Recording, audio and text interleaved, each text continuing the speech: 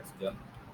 So we are creating that function, okay, using of a unit function. Okay, this is left show a comma b. So if you print, you can see here a and here it b, and then we will put f, and here x comma y show 10 20 print x and print y.